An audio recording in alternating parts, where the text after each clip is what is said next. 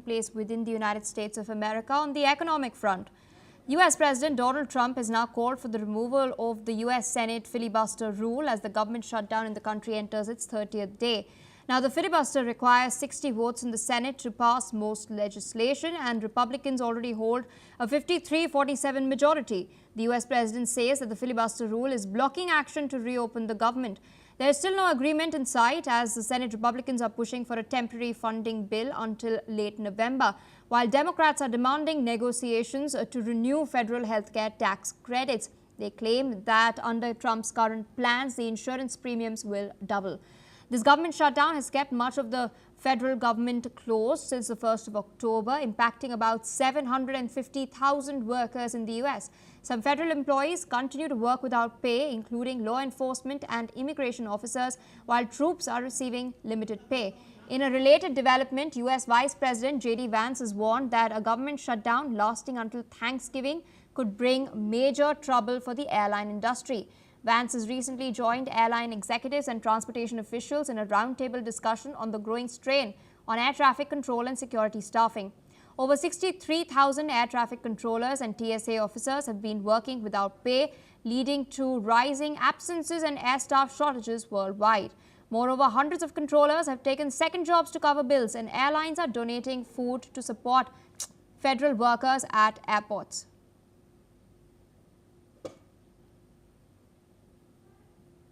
Meanwhile, viewers, shifting focus away from the United States towards Vietnam. The Vietnamese government has stated that the death toll from the heavy floods in central Vietnam has risen to 13. Triggered by record levels of rainfall, the floods have inundated large areas, with the UNESCO-listed cities of Hue and Hoi An amongst the worst affected. Over 116,000 houses and 5,000 hectares of crops have been submerged, causing widespread damage to property and infrastructure. The government's disaster agency reported that water levels in some areas of Hoi An have started to recede, allowing cleanup operations to start. However, heavy rain is forecast to continue in some central regions over the weekend. Listen in to what some local residents have had to say. Trận lụt này thì lần đầu tiên trong đời em gặp luôn. Vì cùng nghe là lịch sử là từ 1964 đến giờ mà vượt cả mức đó luôn á. Thì giờ em mới gặp nước lên nhanh quá.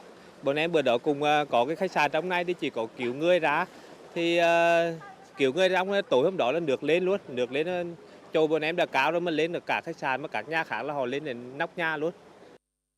Ngập lụt này thì người dân cũng có kinh nghiệm trong việc ứng phó, tuy nhiên là lần này là cái mức lụt nó cao nhất luôn, cho nên bên em cũng không có lường trước được, thì một số đồ ở khách sạn cũng hư hỏng nhiều. Bây giờ bên em đang tập trung vào để dọn dẹp và đón khách. More news coming in. U.S. tech titan NVIDIA has announced a major deal to supply 260,000 of its most advanced artificial intelligence chips to South Korea, boosting the country's artificial intelligence capabilities. The announcement comes as NVIDIA CEO Jensen Huang meets President Lee Jae-myung and leaders of major Korean conglomerates on the sidelines of the APEC summit.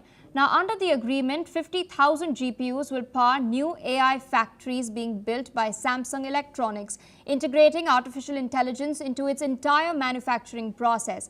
SK Group and Hyundai Motor Group will each receive 50,000 chips, while Naver Cloud will use 60,000 GPUs to expand its AI infrastructure. Another 50,000 will go to Seoul's National AI Computing Center and local tech providers. President Lee Jae-myung has emphasized that he hopes South Korea will become a global AI leader. Meanwhile, Jensen Huang praised Korea's strong tech foundation, saying that AI infrastructure is now as vital as power grids and broadband. Listen in to what he had to say. AI factory.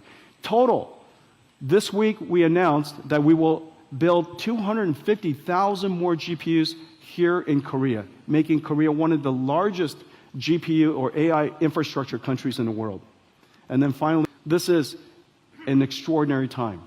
I want to thank all of you for welcoming NVIDIA with open arms over the last 30 years.